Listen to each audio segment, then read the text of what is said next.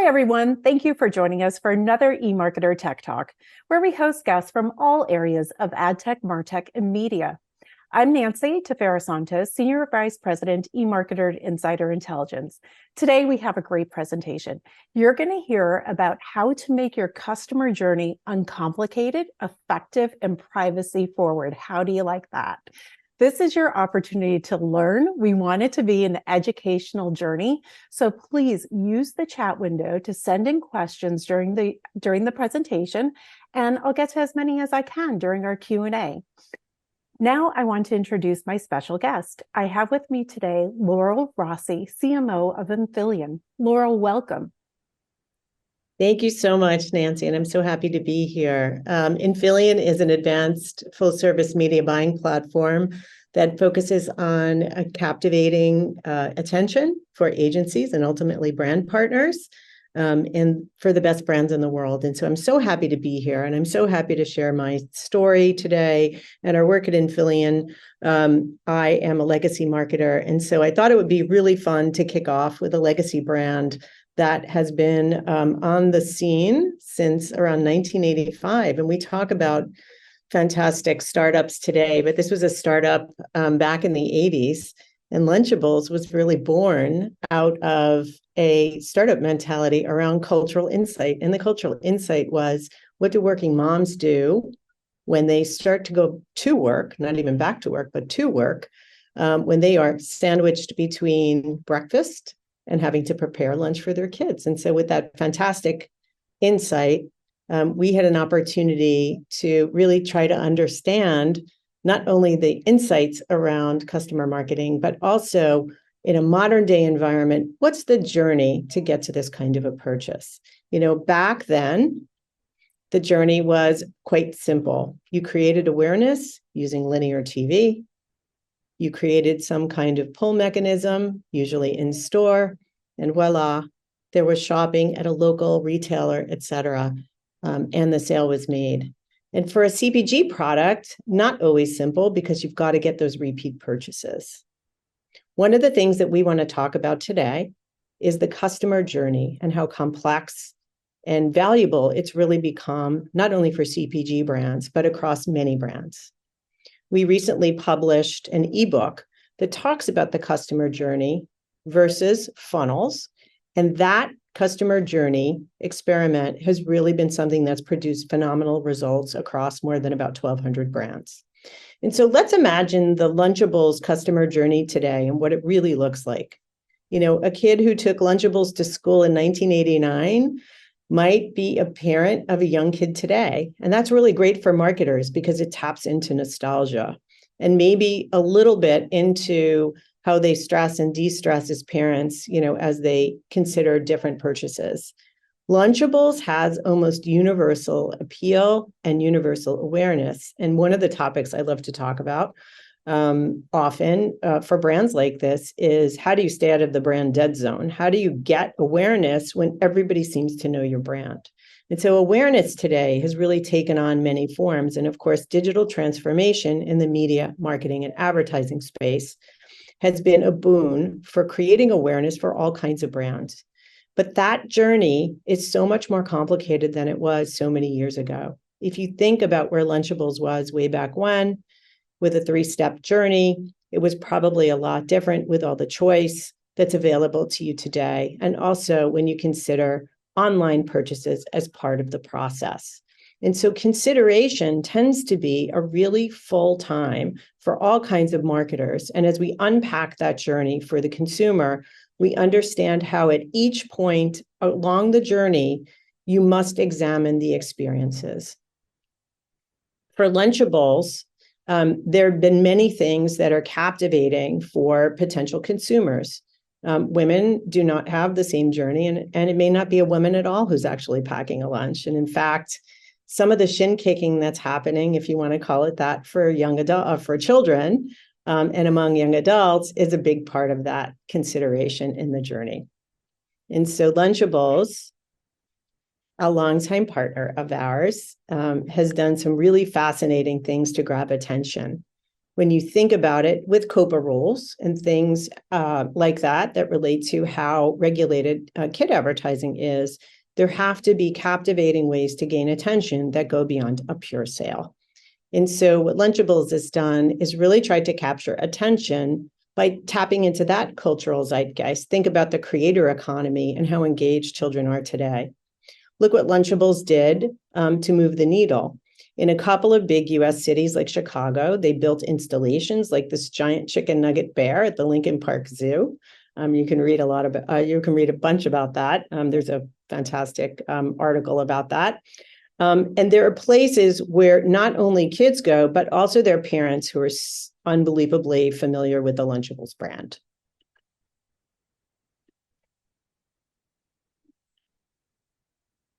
There we go. And so one of the things that I want to do is to talk a little bit about how we captivate these customers along that journey in the consideration phase. We had the distinct privilege, and this is the only time I'm going to talk about the Infillion part of this experiment. We had the great privilege of working with the Lunchables clients, not only to have them focus on the consideration phase, but also to engage customers in a way for this brand that has 100% brand awareness in the actual advertising experience to make sure they were paying attention. And that kind of captivation is something that you need to focus on throughout the customer journey. This was one of the early pilots of a product that we call Infillion X, where you can actually go from CTV to rich media, et cetera, and engage the client. And so with that, I think we want to play for you something that we did that was built on an engagement ad and a brand ad spot.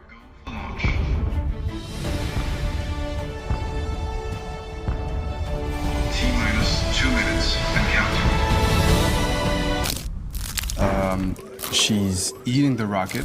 Copy that. She is eating the rocket. I assume we needed that?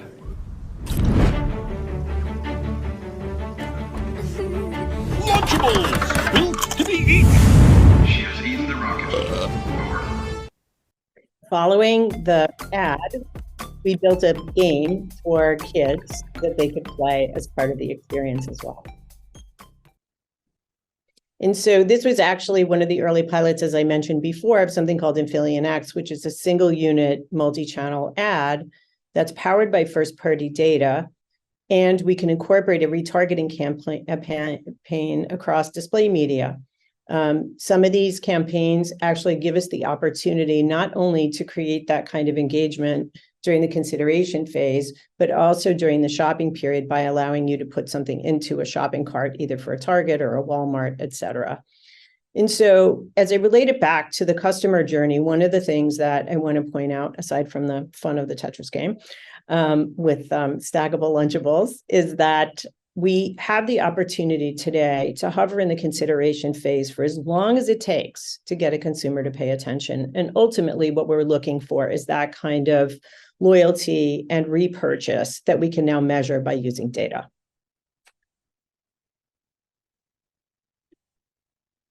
In our ebook, we explored the focus of advertisers today and what it really takes to make a brand memorable and also to capture the entirety of the purchase journey. And we did that by understanding some of the obstacles that our marketers are facing when it comes to using technology and really trying to navigate the orchestration of a full customer journey. And some of the things that we heard that we thought were super insightful were, it really is a full-time job keeping up with the capabilities of what's up and coming. How do I know what's available from a data targeting perspective?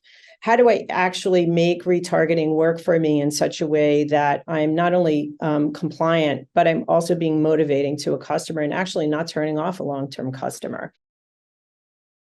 Additionally, we heard things like, one problem that advertisers have from agencies is the disparate nature of all of the screens and trying to bring together all of these things in one place. Anybody can help orchestrate a single ecosystem. However, making all the elements work together is problematic. And so one of the things that we've spent a lot of time thinking about is how do we make the user experience not just for the customer understandable and easy to navigate, but also for the advertisers and for their agency partners. There are a lot of middlemen involved today. If you think about the digital ecosystem and all the things that you're navigating along the journey, orchestration of the customer journey can be something that we thought during the digital transformation phase would be a much less expensive way to go to market, right? Digital media is far less expensive than traditional media in some ways. And so when I'm thinking about it, if I have all these fixed costs around all the middlemen involved in putting technology into play, what am I actually gaining? And so I think as part of our ebook, one of the things that we've explored is how do we solve some of these problems?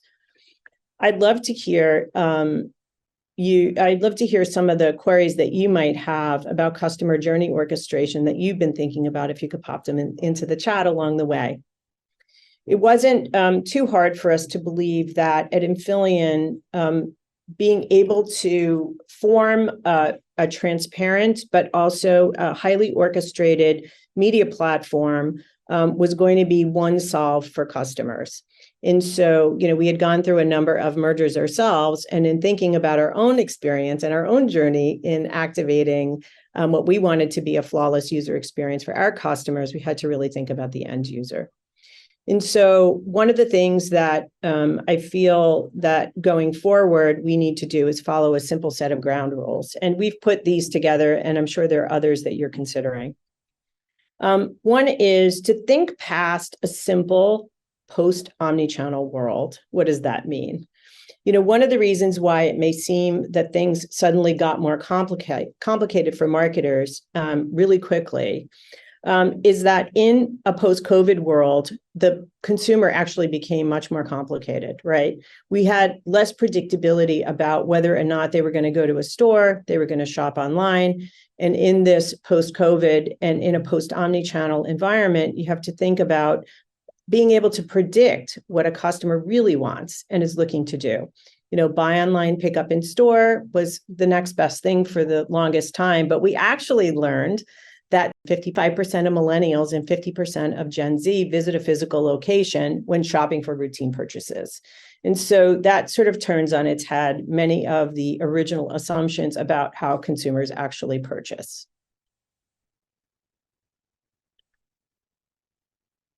The second thing I wanted to talk about, and one of our great lessons learned, has been that a seamless customer journey requires a very decluttered approach to marketing.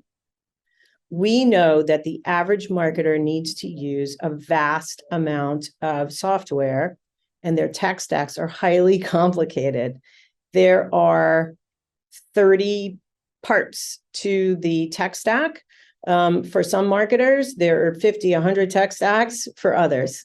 One of the things that we need to think about is how do we make that tech stack a lot simpler? And so from a media perspective, one of the things that I think you're seeing in the marketplace is a much more seamless approach to marketing.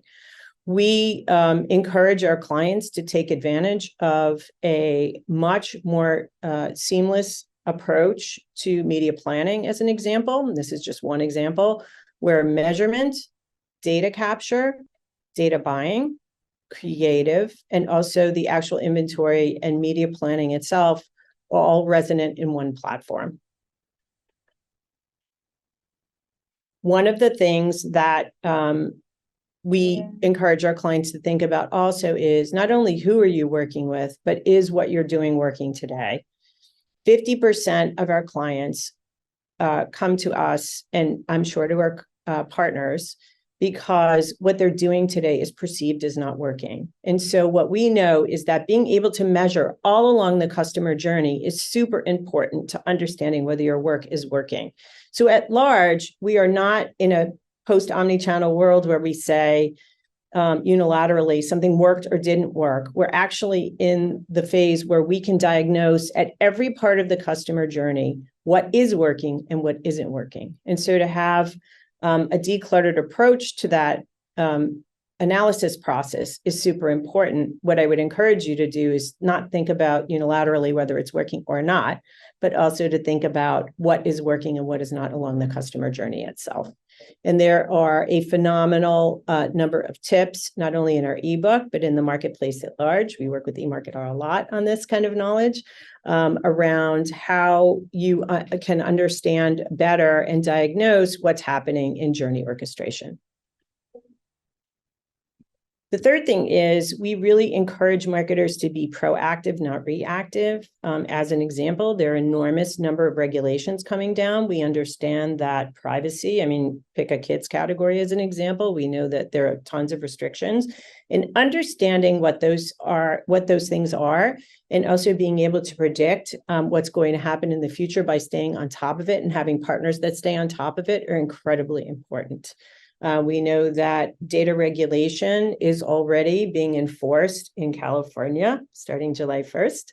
We also know that 5 new states are coming and potentially 2 more. At some point, understanding federal regulations when they come to pass will be super important. But even outside the regulatory environment, there are lots and lots of opportunities to be proactive about what you can do with data, as an example, and what you cannot do. I know I mentioned data a minute ago in the context of regulation, but we know that 73% of marketers say customer data makes their marketing more complex, but 82% say it also makes it more effective. The era of having unilateral sets of data is over. We know that what happens in an interaction that may have just happened a moment ago could be as important to the customer journey in terms of data management as longstanding loyalty data. And so one of the things I would encourage you to do is think about your data as something that's more dynamic and something that you actually can manage as part of the journey orchestration process. Obviously, in an ideal world, every single touch point along that customer journey that we've been talking about that is cataloged is part of the experience and something that you need to capture. And finally, just part of the learnings, among others, is that you can learn from the little guys. One of the things that I was fascinated by recently and big proponent of is learning that, as an example, small independent agencies are growing 3 times as fast as big agencies. So what does that mean, and why is that important to us? The days of scale being the definer of how well the customer journey goes is over, because it's really about looking at the customer journey in a holistic way. And so if I'm an agency, and smaller agencies tend to manage every part of the process, the creative part of the process, the data part of the process, and the media part of the process, having that holistic view of the customer journey, or at least the tools to be able to manage that orchestration, is incredibly important. And so most recently, we had the good fortune of talking at the Magnet Conference, which is a collection of small agencies. And I learned so much about journey orchestration when listening to some of the agency partners talk about how they had grown up startup companies from beginning to end. And so I think that we have to look everywhere for clues today in terms of how to really manage customer orchestration. And because of digital media, it's all become incredibly important, affordable. And so in conclusion, and some of the focus today has been on an example of customer orchestration along the journey, which has become so complex by using a legacy brand. But I could apply the same learnings across the board to a brand that also is a new startup. Creating awareness may be more important to that new brand, but the consideration phase is probably the same based on who your customer is. And so that consideration phase, what we are finding, has become incredibly important to the ultimate success of how things happen in terms of loyalty and advocacy in the long run. And, while I'm thinking about loyalty and advocacy, a funnel generally stops at the purchase phase. And one of the reasons we're big proponents and very excited about elaborate customer journey orchestration is that it really incorporates the loyalty and advocacy phase. What it could be better in the era of social media than having advocates for your brand? We know that that is a much cheaper way to acquire a customer in the end. And also for brands that are more transactional, like in CPG, a much better way to guarantee that successful follow-on purchase. And so with that, I'm going to turn it over to Nancy, who I think is going to gather some questions. And I encourage you all to pop some questions into the chat and also to download our ebook and be comfortable, contacting us and letting us know if you have any more questions. So Nancy. Thank you so much, Laurel. I love this. And it's so important to think of the journey as so many touch points versus that funnel. I know when I was reading your ebook, there were so many things that I picked up on and I was like, okay, this is spot on. We really have to change our thinking here. And I'm going to read from the ebook because I like some of these points that you guys made, that the journey is a broader concept encompassing the entire experience across all of those touch points, like you pointed out, from sales to design to staff to customer service and so forth. But I like this because it really makes you think that, life is, there's so many components that come through. And in the ebook, you guys say, from the consumer perspective, journeys are often circular and non-linear because real life is complex and messy. How true is that? And how many things come into our purchasing decisions that can change our loyalty? So I encourage everybody to read the ebook. It has a lot of even extended information that Laurel shared today, but thank you so much. I love this, and so did our audience because we have some great questions. So I'm going to move on to those. How's that? Perfect. All righty. So our first question, Laurel, is how is out of home changing for marketers, and can you easily include out of home in your digital first buys? Yeah. Great question. We have the great privilege of owning a company called InStadium. And while InStadium is not emblematic of all out-of-home businesses, it's a real-life fan experience business, so advertising in stadiums. And one of the things that we've found is that the long tail on out-of-home is really fantastic for the customer journey. And what do I mean by that? You can have a real life fan experience in a stadium, which seems, very analog, but with all of the opportunities in an arena, as an example, to be able to get someone to opt in, could be a QR code, it could be a, SMS, et cetera. You have the opportunity to continue that journey for a good long time. And so digital out of home in general has been powerfully important in terms of really creating awareness. And of course, if you're using location as part of your strategy, you have a tremendous opportunity to be highly relevant to somebody on a place-based basis. I love the fact that out of home today has really flipped everything on its head in terms of being highly effective, not only from a location perspective, but also from a digital perspective and getting me to act almost on the spot. I think the long tail of out of home has been tremendous. And think about, mobile devices, of course. Yeah, thank you. Mobile devices in stadium is very interesting.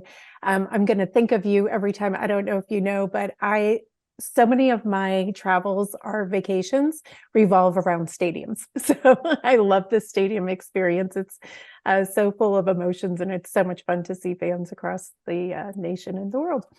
Our next question is, what is the biggest challenge that marketers face when it comes to connecting with real humans through meaningful creative, and how can they overcome any of the challenges?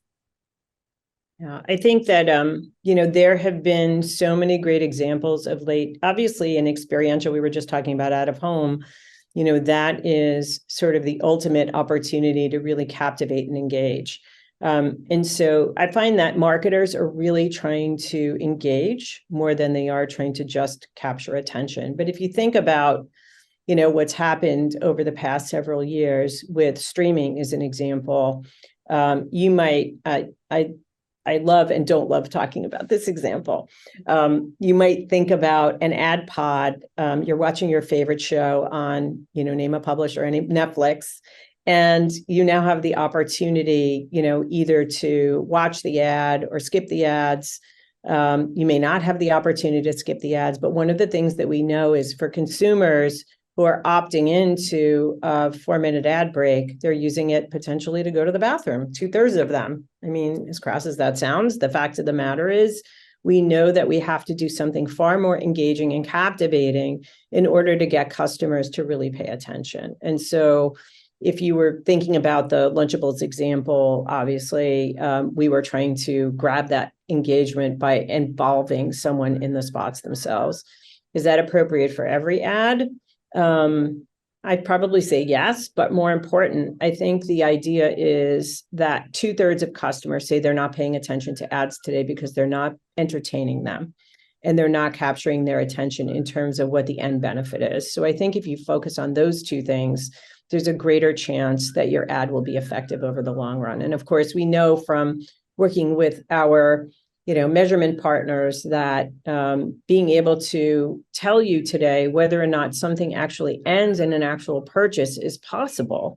And so it really depends. Engagement is one aspect of it and relevance, but the other is if you're really looking to engage all the way through to the conversion, you have to put the measurement tools in place.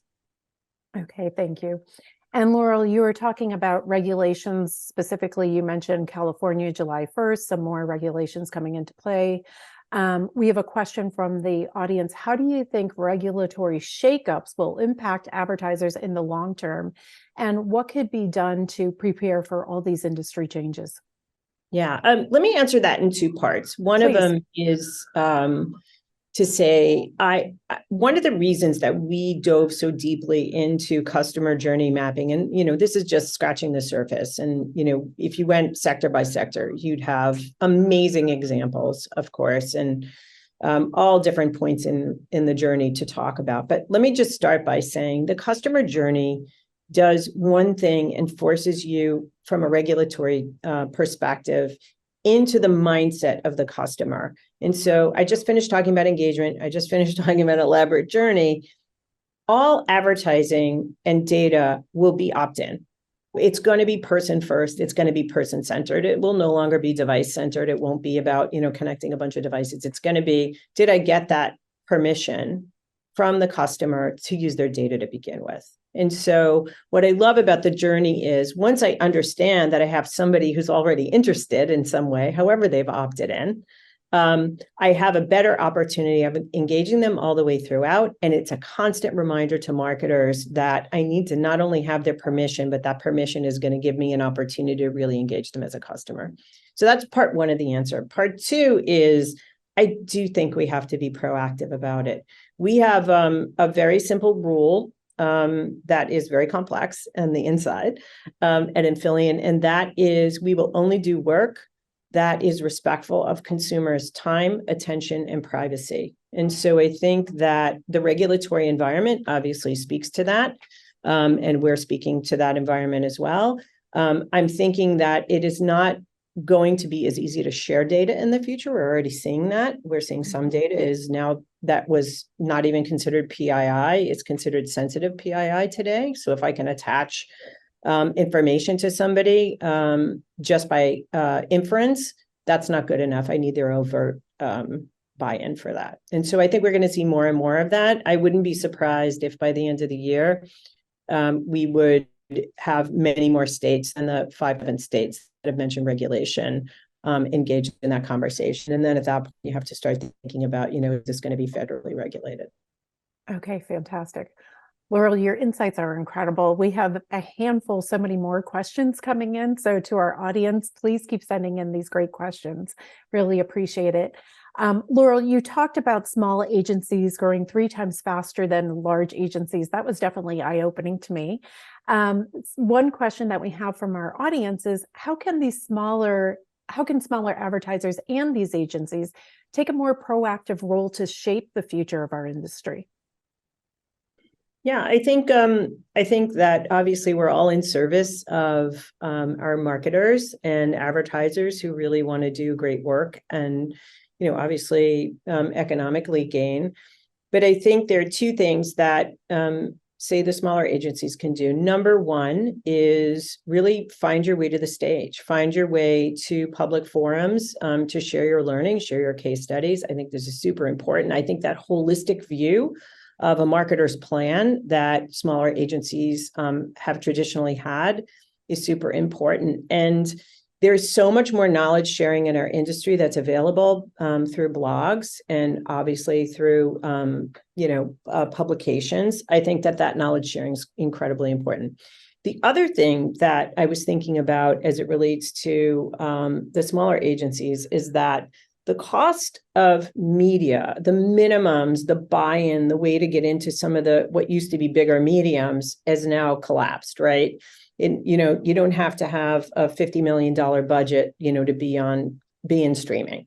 And so I think as those experiences accelerate, so will the case study examples from some of the smaller agencies. Okay. And in your journey map, you showed there's so many touch points for the consumers. So we have a question from our audience. How do the shoppers feel about all these advertising touch points? Do you have any kind of data that shows whether the reception has been positive, negative, or indifferent? Yeah.